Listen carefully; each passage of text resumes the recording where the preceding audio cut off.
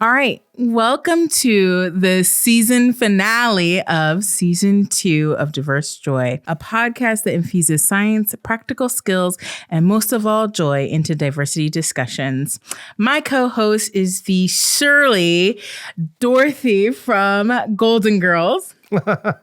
And my co-host is the Sicilian prune here from Shady Pines. That's right. my Sophia Petrillo. That's right. Just kidding. Actually, we dressed up as some Golden Girls because it kind of relates to today's topic. But also, this month is the 40th anniversary of the TV show Golden Girls. Yeah. My co-host is actually Dr. Amber Nelson. And my co-host is actually Dr. William Cox. So, Amber, what's bringing you joy this September episode? Yeah. So one of the things that one of my 40 before 40 experiences was doing a formal tea. And so I think I had done a formal tea once before early, like when I was young, but I actually went with some former students of mine and it was really fun. We dressed up kind of Bridgerton-esque and went and had this formal tea. It was like a 2-hour experience and we got to sit and had a huge booklet of different types of teas that each of us got a different kind so we could try the different ones, and a tower of little tea foods, little mini sandwiches, cucumber and cheese sandwiches, and little cookies and crumpets and things like that. And it was just such a fun experience and just something outside of my norm. And I really like tea, but I haven't necessarily been somebody who's incorporated it a lot into my daily habits. So experiencing that and experiencing some new ones was really fun. So yeah, my little formal tea, and I definitely am planning to take my mom and others that are interested in the experience, because there's just a really cute little place in Beaverton, Tigard area right outside of Portland. So very cool, super fun experience. So this is very fancy and formal. Yeah, fancy and formal, fun. Like I said, we kind of all dressed up like very Bridgerton-esque, and it was a good time. It was a good time. Nice. Yeah. So how about you? What's bringing you joy? Wow, what's bringing me joy? Something I should have had as a joy earlier on. Someone, I should say. My puppy, Ezra. He's not really a puppy anymore. No. He's 6.5 now as of this episode. But he is such a sweet guy. Those of you who are watching can see him. He is just very well behaved, very smart, very loving, tender, really cares about me and Roman. And he's just friendly with everyone, He really just about is. everyone. Yeah. He doesn't like little kids because there was a little kid that kind of scared him when he was a puppy. But that's okay because we don't have little kids. That's right. He is the sweetest pup, though. Like he's just so well behaved and just the sweetest, like just lets you love on him. And we had him for a year before the pandemic started. And so he was able to be properly socialized through a lot of those critical periods for dog brain development before the pandemic hit. So he's not like a lot of people who have pandemic dogs that maybe have some behavioral issues because of that. Yeah. He really was able to get exposed to lots of different kinds of people and different kinds of dogs. And he's so well behaved. He's incredibly well behaved. Yes. And he just listens so well. Like just a great dog. And like I work from home for the most part, except when I'm traveling to do trainings. And so it's nice to get to be with him all day. And he's definitely my little comfort boy. Yeah, he's such a good boy. And you can't see him on camera usually, those of you who watch the podcast, but he's almost always here with us, like sitting in a little bed, like under one of the tables off camera. Yep. But I brought him up to my lap. Now I'm going to let you go down. You will go down. Oh, I love it. Yeah, that's a good one. I really appreciate that you finally mentioned him because he's incredible. He's pretty great. Yeah, he's pretty great. He's pretty great. So yeah, thank you for sharing that. So today we're going to be talking about generational bias.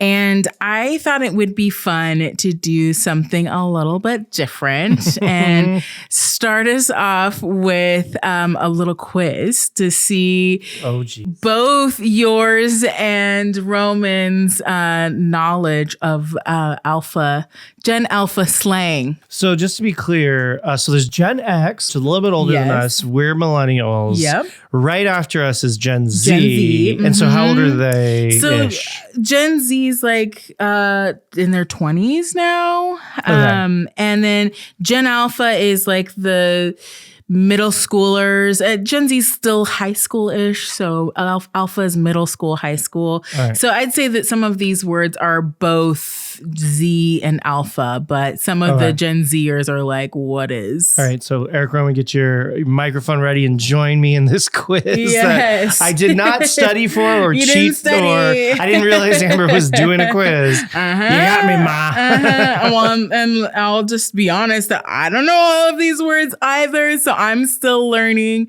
and figuring some of them out. So will we be ringing in or should we just shout out the answer? I think just shout out if you know and what your best guess is. Okay, so what about Chad?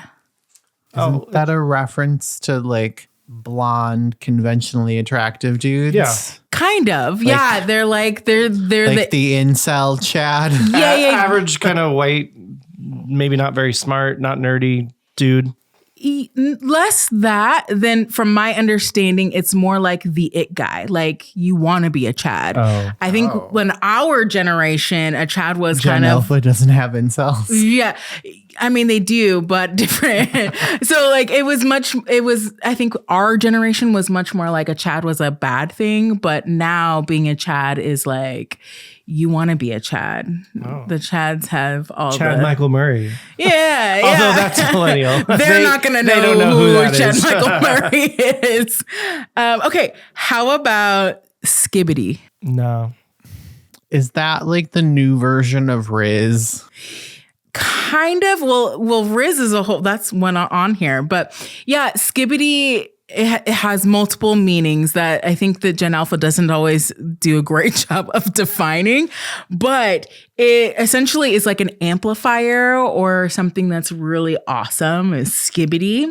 But if you pair it with other words like Skibbity toilet, that means bad. Then it's bad. Yeah. It's adding like real bad. Is bad. Yeah, it's real bad. Exactly. So like Amber's wig game is Amber's got some Skibbity wig game.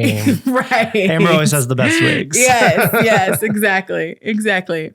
Okay, how about podium? I'm guessing it's not a thing for standing and presenting. No, it is not. Is that the new soapbox? New soapbox. That's a good guess. It's not. It's for something that's like really good, but maybe not like the best. Not like gold medal, but it's like you've podiumed. Like it's podium. Like that's podium, but not necessarily is it like, the best, right? You came in second by a millionth of a second. Yeah, exactly. So you're podium. Exactly. Okay. How about, I don't know that I'm going to describe this one super, super great, but I'm going to do it anyway because I think it's interesting. Preppy. Is it different from preppy from our generation? I'm guessing it must be. Kinda. It's similar, but not really. Someone who does a lot of preparation for something. So almost like a nerd, someone who's really good in class. They're full of class prep. I like that. How about you, Roman? No cheating. He always has a computer to look up things for us. And I'm realizing I have a disadvantage if he's secretly looking at something. Somebody calling something preppy, but not in the way that millennials think about it, must mean someone who is ready for the SATs, even though they're apparently in middle school. I can see that. No, it's kind of like basic, like it's somebody, it's not like, not necessarily a style, but somebody who's preppy is kind of like, they're so preppy, they're basic. Oh, right. Okay, how about sigma? So is that elite? Like a sigma male? Yeah. Like the alpha male, omega male, sigma male. 6. But yeah, it's like alpha. It's like the top dog, the coolest one. We already mentioned Riz. Y'all know Riz, right? it's like your Charisma. style, your put togetherness makes you cool. Yeah, it's short for charisma. Your drip, your swag. It's kind of like somebody's swag. Okay, how about, I think I already shared this one with you all earlier, but Ohio. I actually forgot. I do I don't remember remember either. Ohio toilet. Yeah.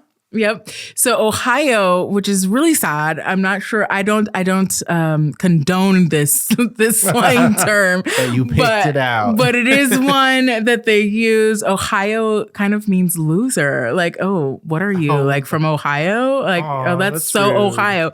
I know. But another term is like, oh, you got that. One of my kids has said this, and it was, oh, you got that Ohio skibbity riz, skibbity toilet riz. Excuse me, you got that Ohio skibbity toilet riz, which means like really terrible riz, like such loser. How much of riz. this is just like Portland area stuff? It is not Portland, just Portland area. I have seen the videos of people all over. But I also wonder if it's like more coast, like. Because, I mean, Ohio's close enough to Wisconsin. I wonder if Wisconsin kids would use Ohio as that or not. I don't know. I saw some videos of people in like Tennessee using it. I don't know. So I don't know. That's a good question. That's rude, a good question. Gen Alpha, rude. I know. But, you know, they don't listen to podcasts anyway. So That's true. they're not going to hear That's true. Okay. I'll just ask a couple others. Okay. How about a bop? Bop? A song that's really good. That like we use that we've used this several times on the show, like talking about music. Like I think our very first episode when we were talking about Gaia's music for the Star Wars music, we were like, it's a bop. Yeah, that's not how Alpha uses it. What? So a bop is like a girl who posts a lot of selfies. So also kind of like, oh, she's such a bop. Like somebody who's always taking tons of selfies and posting selfies. Is she a bop or is she a boop? Like Betty Boop. She's always posting. I don't think they get the Betty Boop reference. Yeah. But why are they co-opting bop? That's a good question. They also are taking Pappy too. They don't know that one either. All right, I'll just do like two more. This one I'm sure that you all know. 8. Oh, like is that something you've eaten in the past tense? Yes, it is. That's one way. Like 86, 8? Like, is it the short version of 86? No, like she ate that. Left no crumbs means like you dominated it. Yeah, you dominated it. Like you ate that. Chewed the scenery. You ate that up. Left no crumbs, right? Like you did such a good job that you left no evidence behind. All right, there are several more, but we'll end it with that. But I thought it would be fun to do that. Some of the ones I think that we grew up with were things like, that was the bomb.com. That's dope. Or what was it? Snoop Dogg did a lot of his own lingo, like for shizzle. I don't know if y'all got into the for shizzle stuff. Hater, baller, all of those were, or like what's up, things like that. And I think that millennials, that's a little Gen X too. It is, and I think that millennials were also the ones that really started the acronyms like BRB, AF, This LOL. podcast is lit AF. Lit is something that we say. Gen Alpha doesn't know lit. So anyway, I thought that would be just a fun way to kind of start us off thinking about just generational differences. What kind of language do we use? Biases, yeah. And biases, exactly. So in this conversation... So if anything, you taught me a new bias that Gen Alpha doesn't understand how to use words. That's true. Well, I think it's funny because, I was watching, I don't know, I've seen it in several shows, movies, things like that, where you see this actually a reference to a Family Guy episode. I don't even really watch Family Guy that often, but I happened to watch an episode, or there was a portion of an episode where you saw, I don't remember the what's the dad's name? Peter Griffin? Peter. Peter. When he was a kid and he's talking to his dad and using, slang from the 70s, and his dad's like, I don't understand this, you kids these days. And he's like, I don't get what you're talking about. I'll never be like that. And then flash forward, you see him basically saying the exact same thing about and to his kids. That like we center kind of ourselves, our experience, and then start to go like, oh my gosh, like Ohio skibbity riz, like what do you mean? Like that is ridiculous. Well, and there's a similar thing. There's a lot of research on this in musical taste. So the research I'm aware of, this isn't something that I have deep understanding on. So pardon me if I get anything wrong. If anyone listening to this knows better, but some people say that our kind of musical tastes kind of get set in place as we leave adolescence. So, which ends at about 25 at the latest. And then after that, your musical taste is kind of set. And so this is why everyone always thinks their generation's music is better than the next generation's. And sometimes have trouble thinking of that in terms of mental habits that we talk about, liking a certain kind of music, that's your mental habit. And then when you hear music that's kind of breaking the mold on that, that's violating the expectations that you have about how music's supposed to go. That's going to be frustrating and aggravating for you. So as we've talked about several times this season, the kind of breaking out of the expectation, breaking out of the habit, it results in kind of frustrated emotional states, which then you can turn outwards and be like, these dang kids and their crazy music. Well, and it's interesting you bring that up. So that's really, it's about, I think it's called neuronostalgia. That neuronostalgia is when and how we form these really strong bonds with the music that we had when our brain was still forming, which makes a lot of sense, right? Like that's where we set it. That's the music that we will revert back to. That's the music that we kind of hold most closely. But it happens in style too, right? Like we recently were told that wearing ankle socks. Oh, socks. Oh, geez. Our sock style was like, Yeah, so like my default, although I'm trying to break out of it now because I want the kids to think I'm cool. I want the kids to think I'm cool, yeah. But ankle socks or no-show socks were kind of the norm, where you show a little ankle, show a little calf. Right. But apparently for kids these days, socks should be pulled up and visible. And they're like, you need it to break up your leg. Whereas for me, it's like shoe with maybe a tiny bit of sock. And then like when we're wearing shorts and then you see lots of leg and then the short. Yeah. But apparently not. They want to break it up. Yeah. Yeah, exactly. So if you look back actually at some of the pictures we wore of what we're wearing this season, there's one where I was in shorts and I was like, no, I need to have long socks. I have long socks. Actually, one or two. Maybe because we were thinking about that from not season one, but episode one of this season. So over this last year, I've been working on it. I'm trying to figure out like how do we adjust and change with the times. But it is just a really interesting thing that comes up. And then also thinking about generational differences. And so, of course, in music and taste and things like that and style of dress, but also the generational like stereotypes that come to like okay boomer. Exactly. Okay boomer. So like boomers getting this reputation that they don't learn what's kind of like you can't teach an old dog new tricks, right? Like that they are unable to do technology, that they are resistant to change, that they and there's an assumption that they're more racist, more sexist, more anti-gay, right? Which I'm sure some of them are, but not all. Right. That their age doesn't necessarily mean exclusively that those are the things, right? Because any of those things could be for anybody, right? Yeah, and then there's vice versa, where there are some older people who kind of aren't very open to new ideas that younger generations are figuring out. Right. There's something we talk about on and off throughout this first two seasons of the podcast so far. that we're always discovering better ways to do things and think about things, and pronouns and saying you all instead of you guys, like things like that. But then when someone makes a change, again, that violates someone's mental habits and can create some reactance and some irritation.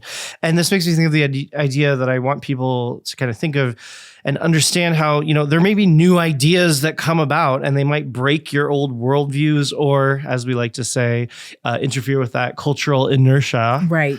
But often they're reflecting things that have always existed. So I know these days, generations older than us, there's some who are like, oh, transgender stuff, that's some weird newfangled stuff. Yeah. In fact, I won't say who this was, but someone in my life recently found out about a mutual acquaintance who is trans, and this is a boomer generation person, and they were like, well, I know these days that kids can, they can just be whatever they want to be, and they're making these decisions, but it's new and blah blah blah. And I was like, well, I can understand that it's maybe new for you. It's not actually new to people these days. Trans people have always existed. Lesbian, gay, bisexual people have always existed. They've just been in hiding, or sometimes we haven't had words for them. I didn't really understand what the feelings that they were having meant. But you can go back in history for all these kinds of identities and find them throughout and across different cultures. Two-spirit people is one, that indigenous people in the Americas, a version of not what we would call gender non-binary now, and on and on and on. So even if certain identities are coming to greater prominence and are out and proud more now, doesn't mean that they haven't always existed. So just because it's kind of new to you, to someone, doesn't mean it's like, oh, you just invented something. But that's definitely how some of the public rhetoric has been, especially around trans related stuff recently. Absolutely. When again, I think when we're thinking about particularly older generations, we do have a lot of kind of negative associations and stereotypes about folks, both them towards others because of the changing world around them, and also these negative automatic associations that we have with boomers or with those that are older. It became a really prominent discussion, not talking about anything specifically political, but just that it was a big part of the conversation in this last election, right? That we had two candidates that were senior, right? And that then all of a sudden, questions about their competency, their mental capacity and their competency and fitness become a question, less about their political stances or what they are able to do, but just because of their age. And our dear friend of the podcast and past guest, Nikki Van Der Meulen, something that she kept a tight eye on during that election. When it was Biden and Trump, because they were both older men, some of the images people would use would portray people's questions about the age of those two candidates. Like they would put walkers, use a walker with a presidential insignia on it. There was one that she showed me, I remember several times, because she was like, can you believe this? And it's it's ableism. It's saying if someone can't walk right, they can't be president, which really, we've had a president in a wheelchair. It was hidden. We didn't know that he was in the wheelchair at the time, but there's nothing about being a president that requires stable walking. And if someone's an older human, either candidate, that doesn't mean they can't be president. But then the imagery perpetuates kind of an ableist idea. And I also think that the flip side of the stereotype is also that somebody will see someone who's older and automatically assume that they're more senior or that they have more information or knowledge. And so we'll see that from a youth bias, I should say, is that there's this kind of automatic deferral to those who are older in this space, right? That, or at least I see that a lot as a clinical psychologist, that there's kind of a bias because I appear young. And when I was a student, that people would question my competence because I was young or that I appeared young, and that they wanted somebody who looked or was older just because they felt like they had more life experience, therefore they knew better, even though I maybe had more credentials and more experience than somebody else. Absolutely. From a clinical perspective. Yep. When you brought up the idea of doing kind of generation-based biases, I thought back to when I worked with students more, undergraduate students more. And one thing that I remember kind of bothering me that maybe I didn't always handle in the kind of best, I mean, I don't think I was terrible at handling this, but one thing I remember happening a lot is there would be kids who would be really motivated about bias and diversity topics. Of course, those are the kinds that are going to come and work with me in my research lab. But then sometimes they'd be discovering things that were new to them that, you know, as a person working in this area, I definitely knew about for a long time. But they would kind of get this thing where they think because it's new to them that it's new. That it's new. Which actually, now that I'm saying it out loud, is kind of the same as what we were saying about kind of maybe boomers earlier. Like, oh, transgender people or the idea of trans is new to them, so they think it's new when really it's not. Yeah. But for these some undergrads, and thinking of a few instances of them being like, whoa, gender's a social construct, man. And like, I mean, it's great that it's new and special for them. But like they were acting like maybe I'd never heard of that. Yeah. And sometimes in a kind of aggressive way that I faced once or twice, like, don't you know gender's a social construct? Right. And I'm like, well, yeah, of course. That's something like that didn't come around this century. Like we like feminist scholars knew about that a long time ago. We were aware. We've been there. And then, this might just be particular. I guess these would be Gen Zers. These particular Gen Zers were just so pushy about like, no, man, but you don't know. You don't realize. I'm like, yeah, I do. Yeah. Like, I get it. I got it. I think it's again, it's interesting. Like, I think we see that in it, and it's also an important, I think, quality to young folks, that even though we as older generations, which is weird to recognize that. Girl, we both 40 now. That we are golden girls, and that we are older now. That I think that there are different pieces that influence, you know, one, we've been around the block. We know the research, we know the things. We're also accustomed to what the world is and how that, and maybe some of the kind of our own cynicism kind of comes into that. And I think one of the things, one of the things I wanted to talk about is also this bias against younger folks too, and younger voice, and that vitality, even kind of pushiness that comes from, even if it feels like kind of a co-opting a little bit of like something that's been around for a long time, but they're kind of coming at it with a new joie de vivre, or, you know, eagerness. But that there's something really important about that there is, that young folks are the ones that have been at the forefront of so much of our social change and so much of our social movement in the world and our country in particular, that when, even if it's something we've known for a long time, that sometimes that new renewed passion is enough to mobilize young folks into making change that maybe generations prior to them have not, or maybe it has been stalled or paused for a while, that forgotten. And that now it's like, but we're not where we need to be when it comes to gender, when it comes to these other social things. And so now we are pushing for this because this is important. Yeah, that reminds me of, that's a really good point. Thank you. And it reminds me of an important concept from the research literature called anchoring. And so if we,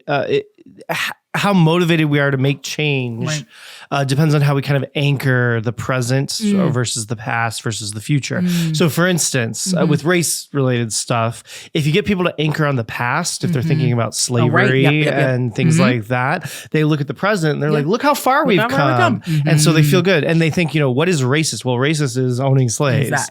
I don't own slaves. I'm not racist. I don't have any work to do. But if you anchor on the future, like, well, look, we still have a ways to go. There's still things we could work on. Then they're like, we're not where we need to be yet. And that motivates people to work more. And so like, and then further interfacing with the kind of kids discovering things. Like I would have people come into my lab and like in our bias habit breaking training, I don't really talk about slavery. Right. And that's why. It's not yeah, that I want to erase it. It's not that I intentionally. want to forget it. Right. But in the bias habit breaking training, the goal is in the moment to motivate people as much as possible and then teach them the skills, which we talk about every episode, those wonderful skills. So I'm not talking about slavery, but then some of the younger students I have would be like, oh, well, this is not actually doing any kind of proper racism work because you're not even mentioning. And it's like, well, chill out a little. There is a big reason behind all of this, you know, and kind of believing in and wanting. I would have preferred they kind of asked rather than went off on a soapbox kind of a thing. Yeah, but I don't know. It all weaves in and out in different ways. Yeah. And I think that there are, you know, developmental reasons why I think those that are older look back at all of the experience and kind of anchor back versus forward. I think there's an existential anxiety about the looking forward when you are closer to perhaps the end of your life than you are earlier in your life when we have those that are younger generations that have their whole life ahead of them. So like the anchoring points again are very different perspectives, but there's something really, we would prefer maybe a more respectful way of having those conversations. Yeah. And man, I'm so thankful for them. Like the more that I, you know, you all know that my area of specialization in pediatrics and pediatrics being children from 0 to 25 and, you know, working with teens these days, I just continue to be renewed in my excitement for the future because they are just a different generation. They think about things differently. They're passionate about things that I think, you know, our generation has had less fire behind, you know, or even just thinking about, you know, the world. You know, I think about Greta Thunberg and how passionate she is about the world and the environment and we just have not had that kind of energy behind that particular area, especially our generation. And hearing and seeing the social movements that people, teens and young adults are taking on is very inspiring. Yeah. And let me back up a little bit of what I was saying a bit, because I think I might have come across a little too crotchety and a little too grumpy, possibly because I'm channeling Dorothy Spornak from Golden Girls, possibly because wearing her wig is a bit itchy and like irritating. But, you know, I was talking about the examples I was talking about students I've worked with. That's one or two students out of the hundreds I've had. By and large, I feel the same way you do, that I love the energy that working with young people brought to my work and the stuff like the bias habit breaking training. They always provided new insights and things. And yes, sometimes there were some who were maybe a little too assertive in a way that didn't hold respect, but by and large, the vast majority were just excellent, and I adored working with them. And they did bring that kind of energy and helped open my eyes to new and different things and perspectives. And a lot of them listen to the podcast also. And I definitely wasn't talking about any of you.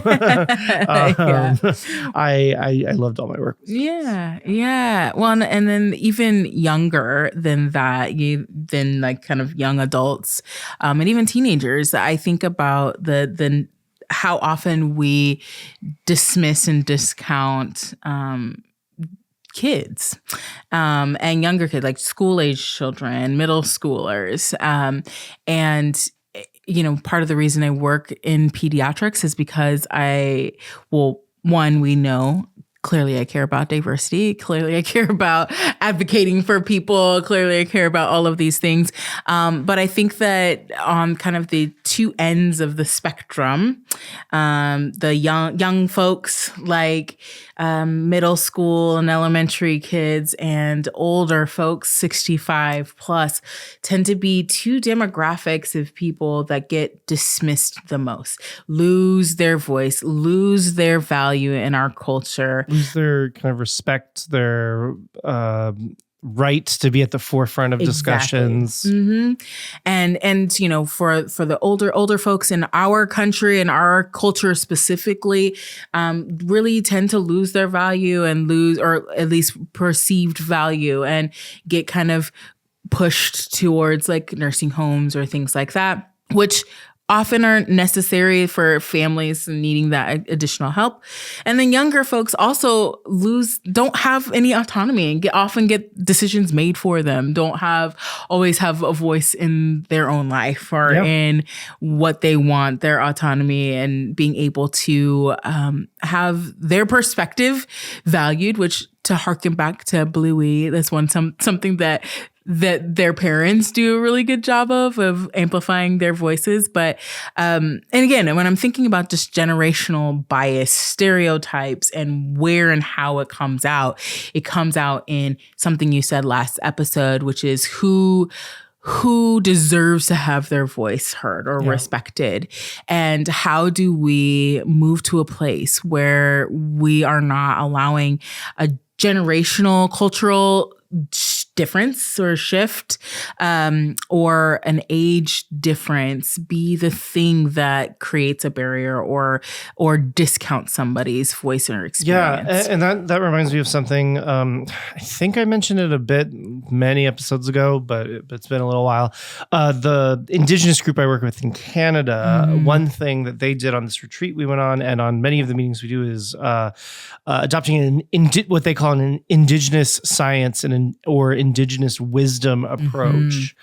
And part of that is having elders there. Yeah. So even though we're young and middle-aged scientists, having an elder who isn't even necessarily a scientist themselves sit in, think about the things that we're discussing and saying, and very often starting and ending the meeting. And this is getting a little out of generational bias, but they start and end the meeting with kind of a prayer, blessing, and this is my kind of Western words being put on something that I think has different terms for them.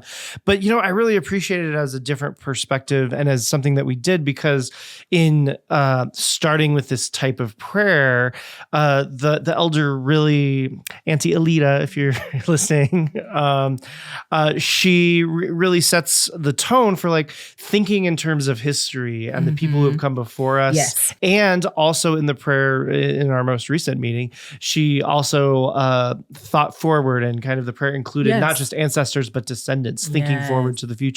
And beyond the kind of spiritual aspect, or in addition, both and the spiritual aspects, it's helping us to think, you know, we're part of a longer line of even just researchers. And so as we're thinking about the work, are we thinking about how we're honoring people who've come before and the people who are coming after? And I felt like that was a really nice, I every time think that it's a really nice and decolonized, to use some of your terms, way of doing things. Yeah. And I really do. I think that there are so many other cultures that see age and aging very differently than kind of the colonized American, North American perspective on that I think is really important. And we see this also even when we're thinking about workspaces, right? That it's really important to have the young folks, the new ideas, the new things, and the history. We need folks that have had some longevity in an organization and in a space to bring in the perspective of, hey, here are some things that we've done before. Here's how it's gone. Here's why we got to why we got to where we are currently. And then from that, working intergenerationally and collaboratively, both, you know, whether that's a workspace or in life and in general, that it's important that we don't lose sight of where we've come from or how or why we got to where we are.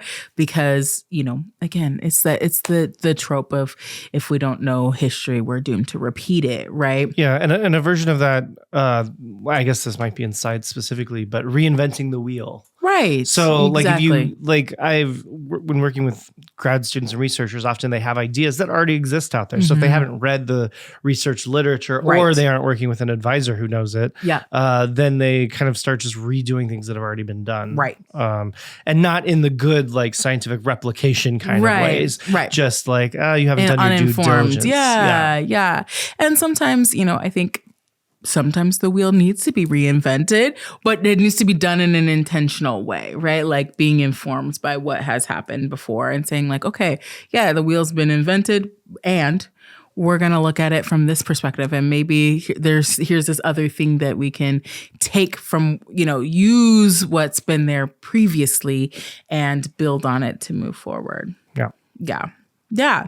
Anyway, so I think that there's so much for us to be thinking about and considering when talking about intergenerational differences and generational bias, but for us to sit and assess for ourselves, right? Like when I think of an older person, what are the immediate associations that I have? Yeah. What are my immediate thoughts when I think of somebody over 65? Like, for instance, where some of this bias comes out in hiring practices and things, right? So even in academia, where I think that age and time and tenure, literal tenure, but tenure in an institution holds a lot of weight. I also saw it come out in hiring practices of like, oh, somebody's however old or has been doing academia for 20 plus years, 30 plus years, and we're hiring for a new spot.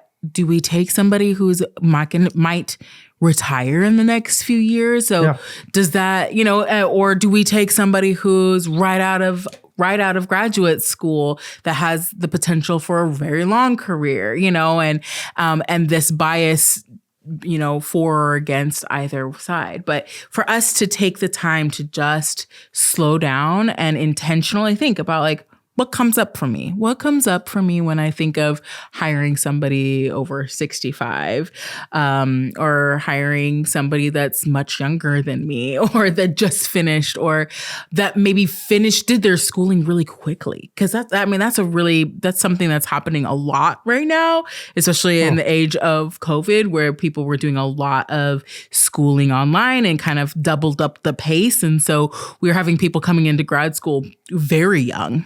And, I have grad students that are going to have their doctorate by the time they're 22, 23. Wow. And I was like, I don't even know, I was just finishing college by that time. And, so whereas they're going to have their whole doctorate, and so what comes up for us when we think of a doctor who's 23? Right. Yeah.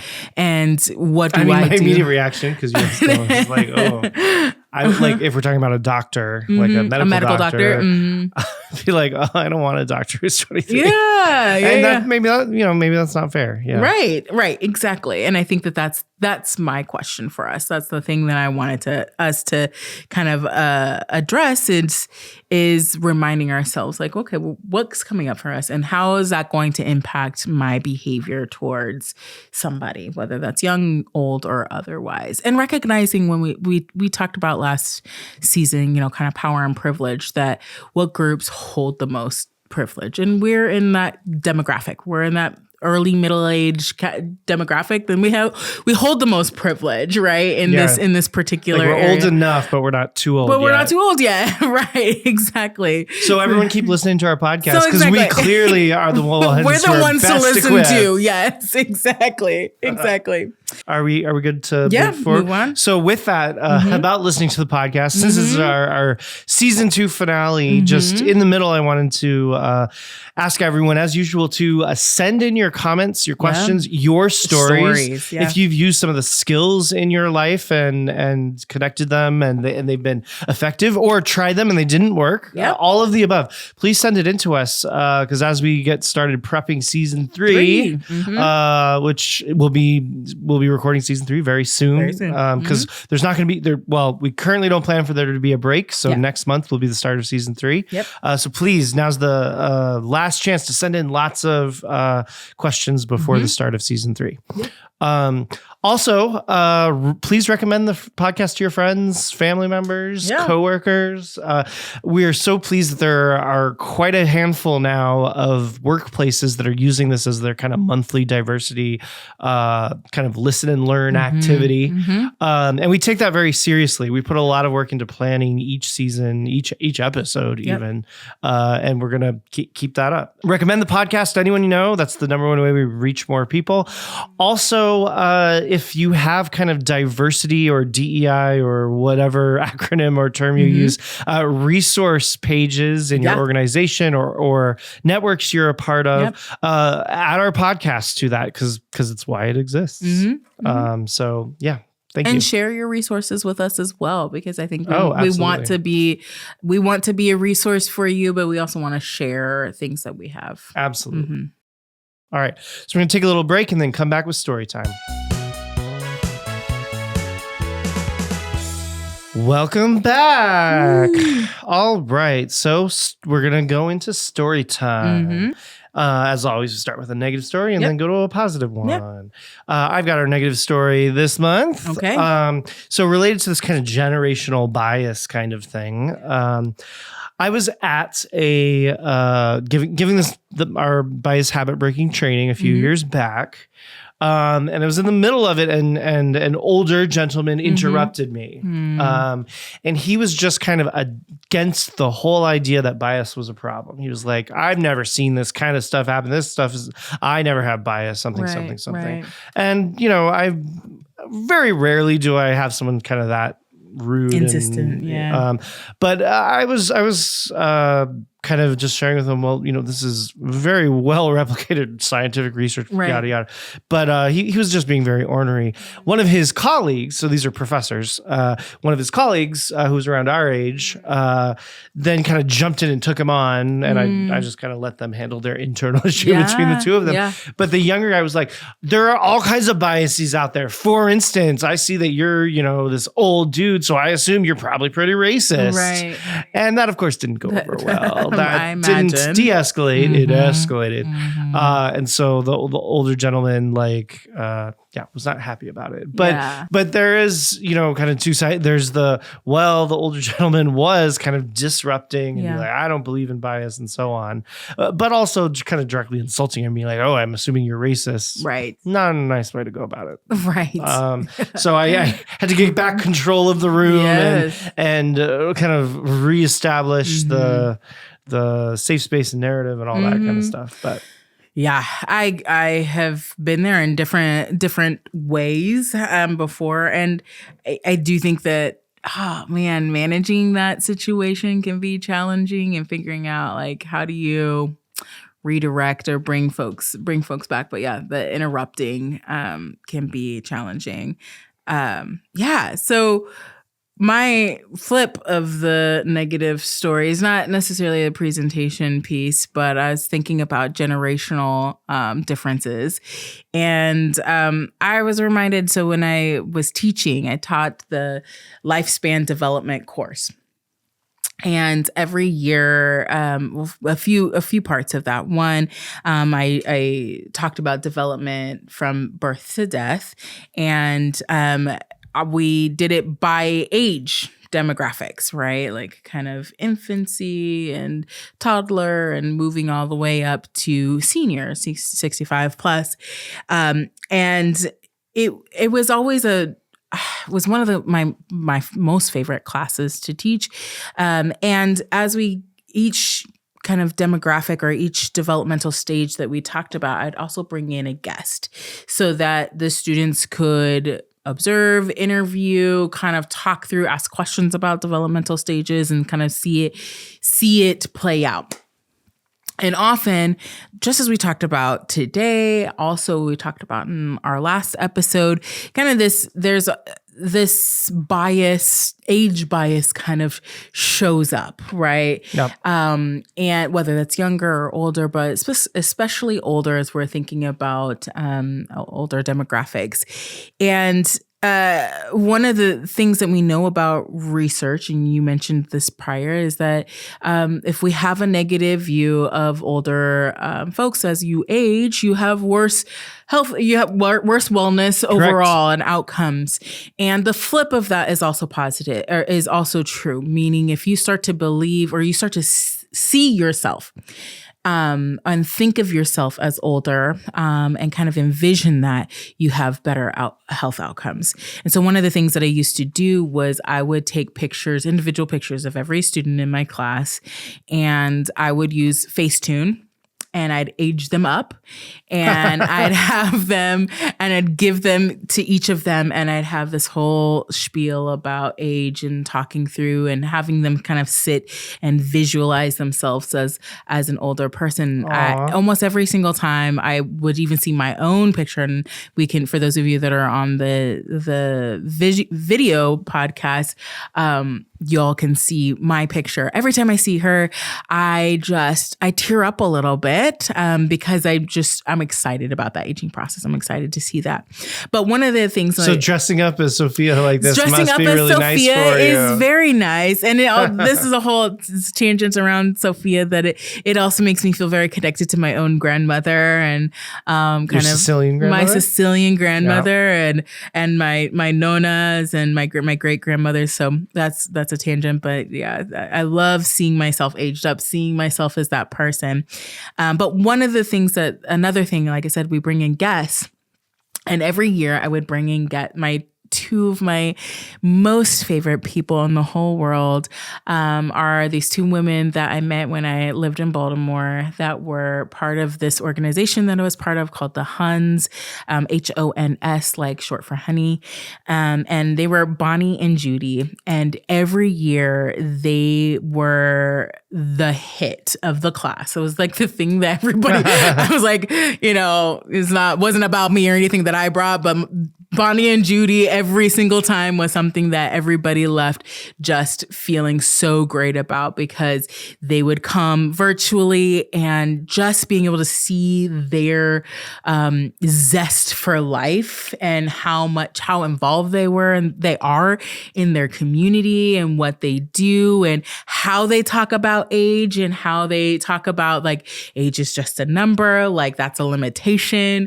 This is about like, what do you do with your time and your world and your work? And they just have such an effervescence and vibrant life and way of holding themselves and interacting that it was every single time. It was something that shifted my students' perspective on what it meant to be aging and to be over 65. And that they were just every single time, without fail, my students would be like, can they be my auntie? Can they be my grandma? I want to be them when I get up. Best friend. I want to be their best friend. I want to be them when I grow up. And same, because they're incredible. And I'll share some pictures of them as well. They're just so great. So I think that was something that I always loved and will continue to hold very dear to me. Oh, that's beautiful. Yeah. I love it. All right. So next segment in the season finale, season 2 finale, is our question. Yes. And so this is a question. Thank you, multiple people, for sending it in. Yes, it's actually one we got on repeat. I'm sure we've mentioned this concept before, but yeah, we never really unpacked it. And so the question summarized across these two. Actually, I think it's 3 people who submitted it. What about an imposter syndrome? So I'm going to phrase this as, what is imposter syndrome? Yeah. And the way we got the question was, how do you cope with imposter syndrome, especially considering that it tends to be exacerbated for people of color, people who are minoritized or stigmatized. Yes. We use a lot of terms to characterize members who are not part of the historically more powerful groups. So you want to take a start at that? Yeah. So explain for our viewers and listeners who don't know what imposter syndrome is, and then expand. Yeah, so please. Imposter syndrome really is this idea that kind of feeling like I am not I don't have enough expertise. I should not be where I am. Right? Or like there was some mistake. Yes. Like, so for a graduate student who has been accepted to, let's say, a PhD or a PsyD program, and they're with everyone else, they start feeling like everyone else is so much smarter than me. Right. Any day they're going to figure out that they made a mistake and I'm not supposed to be here, kind of worried that you are an imposter in a space where maybe actually you're not. And you do belong. You deserve to be there because you are there. Right. Exactly. And 100%. And I'm thinking back to a conversation that I had with a student who really struggled with that because they happened to be on the wait list and then ended up getting in. And so they were always second guessing everything and feeling like everybody was better than them. Everybody knows that they were on the wait list. And I was like, no, but there's so many qualified people. Being on the wait list did not mean that you were less than, and you're here. Like, there's so many reasons. So when it comes to how do we handle it? First of all, my biggest thing is acknowledging and validating that it's a real thing and that it's okay to feel that and that you're not the only one that feels it. In fact, nearly everyone feels it. And I always say, like, it's also something that may not totally go away either. That, like, I had a colleague that was in my department for more than 30 years, like literally was one of the first faculty members that started that program and continues to be there. And I was like, maybe once you're at this status, maybe you don't feel it. But I've had other colleagues that that I just respect and see have done incredible things. And I'm like, man, imposter syndrome. Like, I don't know. Are you sure you want me to talk about this? Are you sure you want to bring me on? And they're like, girl, yeah, you have so much to offer. And I was like, yeah, but this imposter syndrome. I'm like, well, I have imposter syndrome. And I go and I'm like, wow, like you have done so much and you've made such a huge contribution. What do you mean you have imposter syndrome? So I say all of that to say that even folks that you might look up to, even those that have contributed and have done a lot, like for you and other people that have just really done so much, that they likely have had or have struggled or have imposter syndrome, that it might come up every so often, and that it's okay to feel that has happened or that you feel that way. So first of all, validating that it's a real thing and it's okay to have felt that way or to feel that way. The second is my personal approach is recognizing that I don't, and we've talked about this last season. I don't ever see myself as an expert, right? Or taking on this internal moniker that I know all of the things about all of the things. You like to say you're an expert in having the conversation. I'm an expert in having the conversation, and that which means I will always have room to grow, which means there will always be somebody that knows something else that I don't. And I'm always open to hearing what that is. And when I can go into that space and take up space, meaning share my perspective, share the knowledge that I do have, impart the knowledge that I have, while also maintaining openness to receiving more information, correction, or new information that I didn't know, that allows me the space to say, like, I'm not coming into a space saying I know everything. And so being willing and open to receive and say, like, somebody else might know more than me. And that's great. Like, I love doing that with my students, is coming in and saying, like, y'all are experts in your own experience. Y'all are experts in some, have information and knowledge that maybe I don't have. And I want you to share that with me too. Yeah. Kind of relatedly, a little tangentially, but I think it will be worthwhile to say. One thing my PhD advisor used to always say to our students is, the ideas we're working with, the theories we're testing, the way we've designed our study, these are the best ideas we've had so far. To this point, yeah. And we would say that in the context of encouraging them to speak up about their ideas, because maybe they'll have an insight that we haven't had yet. Yeah, absolutely. And, they're the best ideas that we're working with that we've had so far. But having more conversations and insights from people who might be worried that they don't belong, that might be exactly what's needed to generate a new idea. As we were kind of talking about last episode with diverse perspectives, or how we have creativity and innovation. Yep. And again, that our unique life experience, our unique perspective, our training, all of those things combined, our identity is our superpower, right? And that is something that is worth being shared. And even if you aren't the only person who can give this education or take this spot or do these things, doesn't mean that you are undeserving. Just because somebody else has the same qualifications doesn't mean that you don't deserve to be in that space and be the one giving voice to whatever, or having that job, or being that presenter, or giving that training.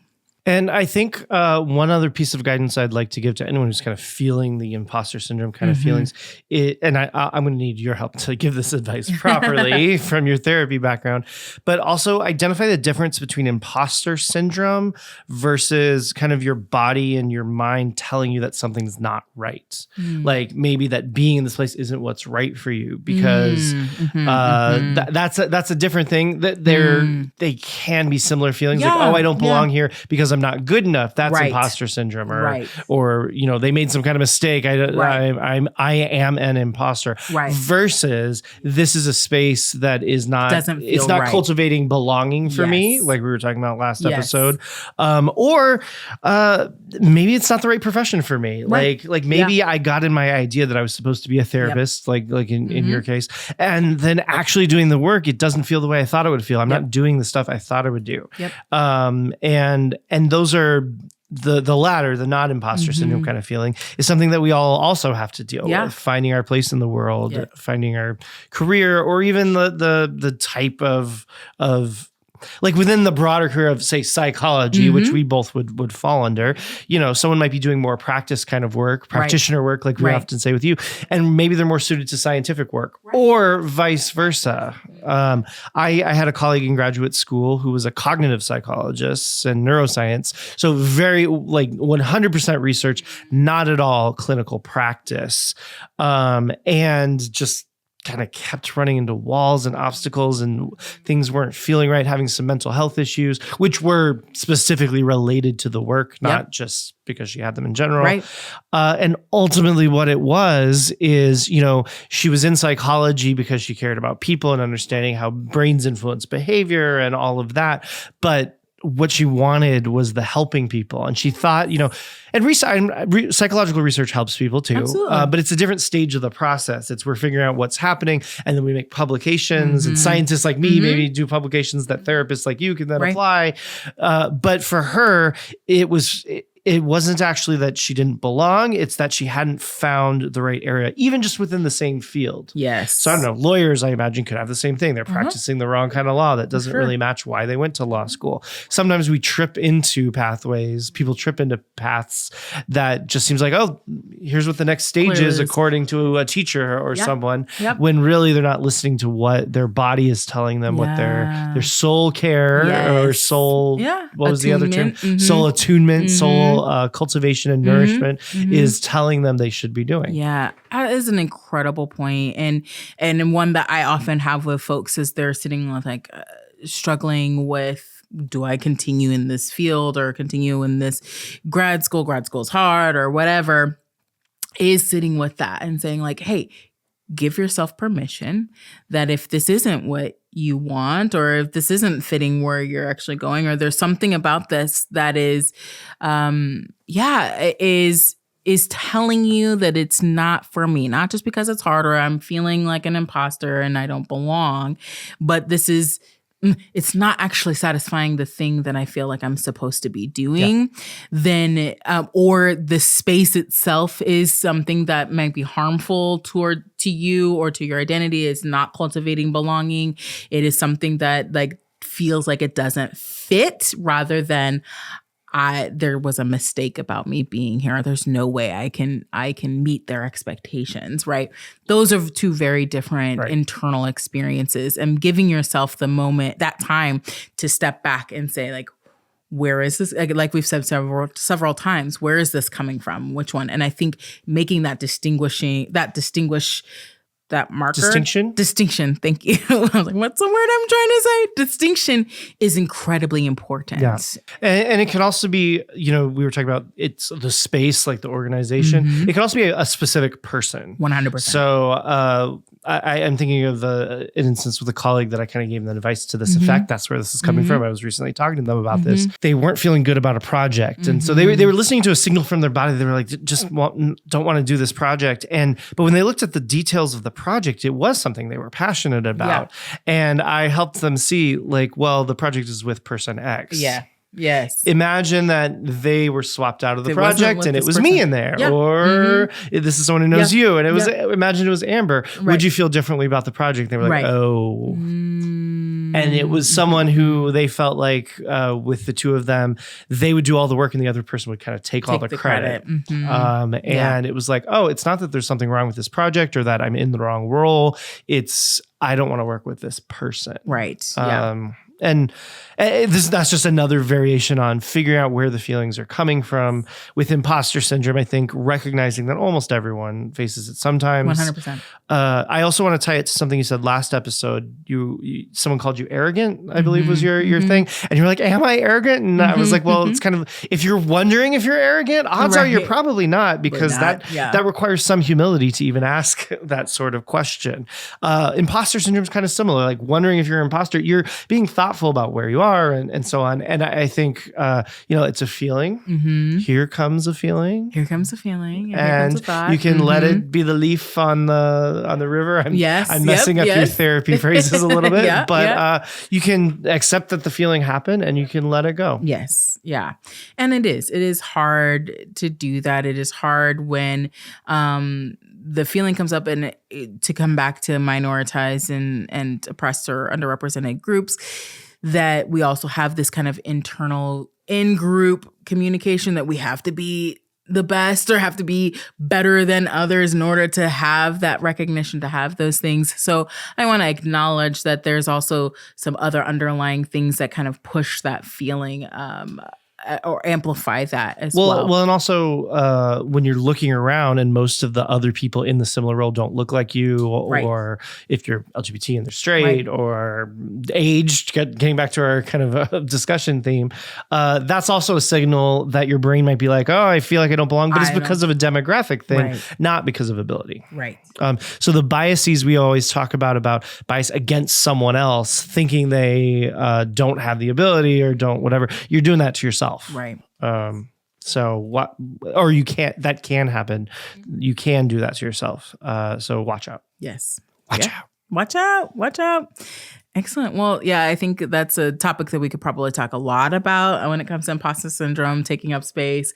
And perhaps we will talk more about that next season. Yeah. And if you have more thoughts or there was some aspect of it that you think we got wrong, as Amber was saying before, 100%. We're always open to hearing different perspectives or additional detail. Like there's a huge research literature on this. So much. And I know a lot of our listeners have felt this as evidenced, if nothing else, by the fact that 2 or 3 people sent in questions about this. So send in more, because I'm sure there are corners and aspects of it we didn't address, and we can revisit it again. Absolutely. So in that vein, let's talk about our skill. Awesome. Habit-breaking skill to close out season 2. Our last skill of the season. All right. So this is one we've hit on before in season 1, but we were looking back through it, and I didn't go into as much detail as I often do when discussing this. And so there's a lot of room to talk about more stuff. So this is one of those tools. So we have our MATE acronym, Motivation, Awareness, Tools, Effort.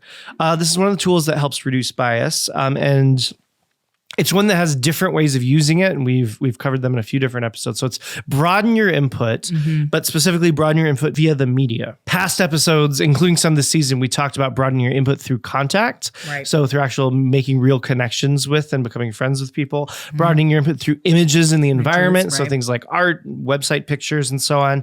This is broadening your input through the media. This is things like books, movies, TV shows. Right. Although the media can give us very kind of narrow stereotyped views of members of different groups, if we put in the effort to seek out media where people are actually telling their own stories, so stories by Black authors, Black creators, Black movie makers, and same for LGBT, Asian, every kind of group, any kind of group about which you want to work on your biases, get media that's from members of those groups telling their stories.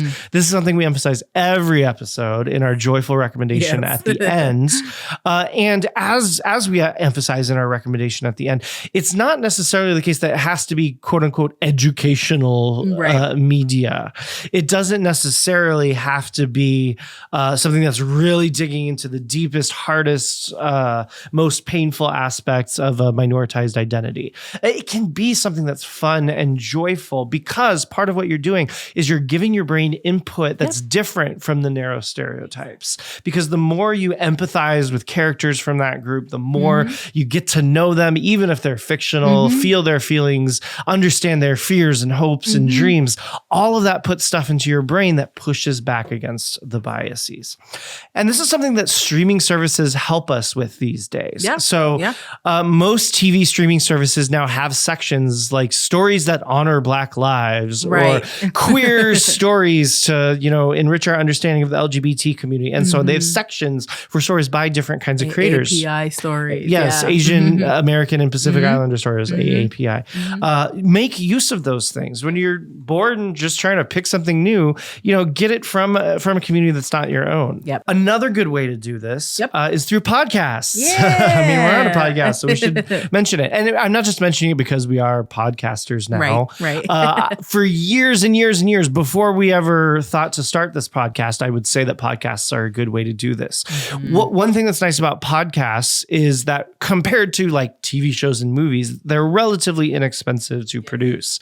And so this means that you can find podcasts that or the ecosystem of podcasts has a lot more representation of underrepresented groups compared to TV and movies and so on.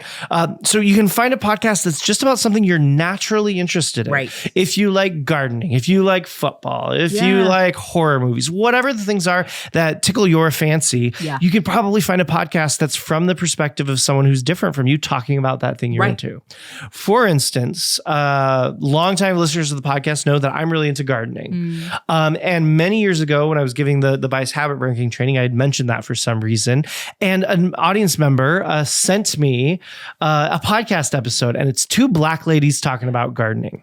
It's an episode of the podcast Brown Mama Blueprint. As these two black ladies talking about gardening, and I'm able to listen to it just because I like gardening. I'm able to hear about weeding techniques or different kinds of plants, and they talk about all that kind of stuff. But also, they talk about their lives. They talk about current events. They talk about things happening to them. So I'm able to get input related to, I essentially get to know these two Black women in a one-sided way, but the same way you've all gotten to know us through this podcast. Exactly. And so getting to know those women, how they see the world, how they think about things, all that's this input that pushes back against narrow stereotypes. In the case of gardening, for instance, they brought up how as Black women, their relationship with gardening and the earth was kind of complicated because of how enslaved Black folks were used to do agriculture. And so, sometimes it kind of gives them reminders of that, and it's a little uncomfortable, but also the kind of stress relief that touching soil and being with plants, what it does for them. So they're able to admit that kind of ambiguity and that both-andness. We're giving you all those different straight bingos. All the different straight bingo words. Let's also say what? Disney, Star Wars, drag queens. So hopefully someone got a bingo. but I'm able to listen to these things, podcasts, TV shows, whatever. They're enriching and entertaining, but also do some of that work to reduce bias. Just because we're talking about other podcasts, apparently. But also these are examples that help people learn why this skill can be important. So longtime listeners know I really love Star Trek. There's a Star Trek podcast. It's the official Star Trek podcast called Star Trek: The Pod Directive, hosted by, what's the white guy's name?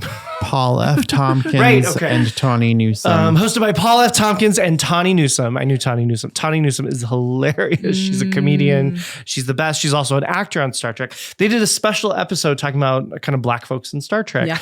And it was with Tawny Newsome and another Black actress from Star Trek named Michelle Hurd, who I love. And Roman is in love with her too. But they talked about their relationship with Star Trek, both being kind of on camera in it and loving it before they were being on camera. As they talked through that, they actually brought up some of our bias habit breaking skills. Now, they weren't using they weren't talking about me or our work, but they were explaining kind of things like norm enforcement. That's one of the skills we had in season 1 that we'll revisit soon in season 3, I'm sure. And basically types of bias, ways plays out. They weren't using the exact terms that we use in the training, but they were providing examples. Concepts, So someone who kind of took my recommendation and maybe would perhaps listen to that podcast, they'd get re-exposure to some of these things we're talking about. Just like every episode, we share our stories, things that have happened to us. When you're consuming media that is from the perspective of people who are different from you, sometimes those things are going to come up. So it's going to enhance the skills work that we've been teaching throughout this podcast and will continue to do. So yes. I don't know. Anything else you want to share about kind of consuming media to broaden your input? Yeah. Well, I think we have brought up, broadening our input in different ways, but I think those are ways that I have personally also broadened my own input, right? Like, and training my algorithm to show me different things.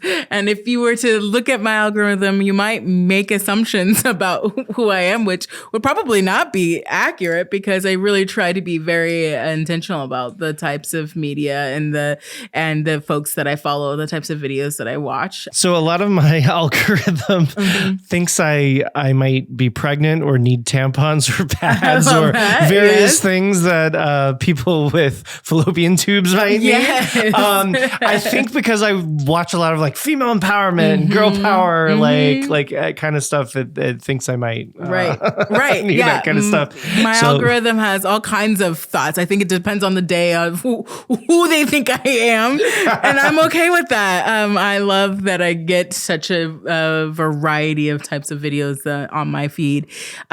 But I think one of the things that you said that's really important about it is also that it doesn't have to be about diversity, right? Like I do also follow a lot of those types of influencers, but I love Disney bounding, right? And I love Disney. And so I'll follow creators that have disabilities and folks that that are Asian or Hispanic or have different or Latinx, I should say, excuse me. That have different backgrounds, but also do the thing that I love, so that I can just see other people doing the things that I enjoy doing. And so books, right? Again, books that are by diverse authors or authors that have a different background than you, but aren't necessarily, again, about diverse perspectives or even center a specific, demographic or identity, but knowing that this is a diverse author means something. And it gives you this, again, it broadens this, like, it allows, I think we talked about a skill, and you'll have to give me the words for what it is, but really just looking for the commonalities, right? Of saying that, wow, this is a diverse author, a Black author, and this has nothing to do about being Black, but this is a really great sci-fi book or whatever that is, that it also just, it broadens our view and understanding of people, not just adding a new perspective, but also reinforcing that, like, man, you have a lot in common too, right? And not just what's different, but also what's in common. Absolutely. Yeah. I mean, I think as far as you were asking for the wording, it's the broaden your input. So we're already on it. Yeah. We got it. And the broadening of the input, it's not just, oh, this is a counter-stereotypic example. Right. Like, not everyone's going to be. And the stereotypes, they exist and people exist. And there's some stereotypes we match and some we don't match. And that's just how it is. Right. But it's not letting the stereotypes be how you make a decision about someone. Right. Instead, making the decision, the judgment, the impression based on who they actually are. Absolutely. Yeah. Absolutely. So broaden your input through the media. And, if you have some success doing that, if you find social media accounts you follow that help you do that, send them in, because we can kind of send them out even more broadly to the other listeners. Absolutely. You were talking about the different kind of Instagram accounts or whatever. I have a lot of Black superhero accounts where it's like cosplayers doing superheroes that somehow the algorithm sent to me, and I was like, oh yeah, I'll follow this. Yeah. It's definitely something. So I mentioned in a previous episode episode. I didn't used to do Instagram, but I had to start because of the podcast during season 1. And it started off with a lot of stuff with Amber. So I think Amber's algorithms probably leaked into mine. So I think it thought I was a Black woman maybe or something. But because that was the starting point, then I was able to build this more diverse thing than if it had known exactly who I was from the start or something. I don't know how these algorithms work necessarily, but yeah. So yeah, broaden your input through intentional media consumption. I love that. And maybe we can, like you said, create some lists and some content that we follow and consume to share with folks that are interested. Yeah. Follow us at Diverse Joy on Instagram, on Threads, on X, formerly Twitter, and then the Diverse Joy page on Facebook, which is facebook.com/Diverse Joy Podcast. Yes, I love it. Excellent. Well, as we round out and end our last episode of the season, our second season, which has just been amazing. This is always such a great time to just sit and have all of our really great conversations and discussions, that we end it with our sandwich, the other piece of the bread for our sandwiches, which is a joyful recommendation. Will, what is our last recommendation of the season? It is what we're dressed as. The TV shows Golden Girls and its sequel series Golden Palace, which often doesn't get as much attention, but it's actually pretty good. So, Golden Girls... Oh man, what can I say about Golden Girls? It was ahead of its time. It is also timeless and still timely. It's imperfect, but does nevertheless a really dang good job on many diversity topics. It was in the 80s. It's not perfect, but the LGBT inclusion, it had a same-sex wedding. There was an episode that I put in my notes when I watched it. It's called Valentine's Day. It has Blanche saying a phrase that we say a lot these days, which is just love is love, about a same-sex romance. Had several great gay and lesbian episodes. Again, not perfect. It had some very extraordinarily stereotypical flamboyant gay characters sometimes, but good. Had a great interracial marriage episode where Dorothy's son is marrying a Black woman, and she's fine with the woman being Black, but then it's also a Black older woman. So getting the generation kind of biases like we're talking about. So Dorothy had a problem with her son marrying an older woman. But then the woman's family had a problem with her marrying a white boy. And so that was an interesting dynamic that you got to see unfold and wrestle with issues. A lot of issues related to sex and aging. I think a lot of the general consensus is they were able to get away with talking about a lot of sexual things that other shows probably couldn't because they were older ladies. And, it always has had a huge gay following. The LGBT community, I think, really has adopted it. There's a trans character. I forgot about that. And anyway, there's all kinds of good so many things. Nuggets. So check it out. It's hilarious. It's definitely one of my comfort shows that I can just leave on and go back to and enjoy. And I still laugh out loud at so many of the things. Some areas it's not perfect that I should acknowledge. They're a little bit fat shamey. So they tend to make fat jokes at one another that now we would kind of be like, let's not do that. Definitely representative of the time too.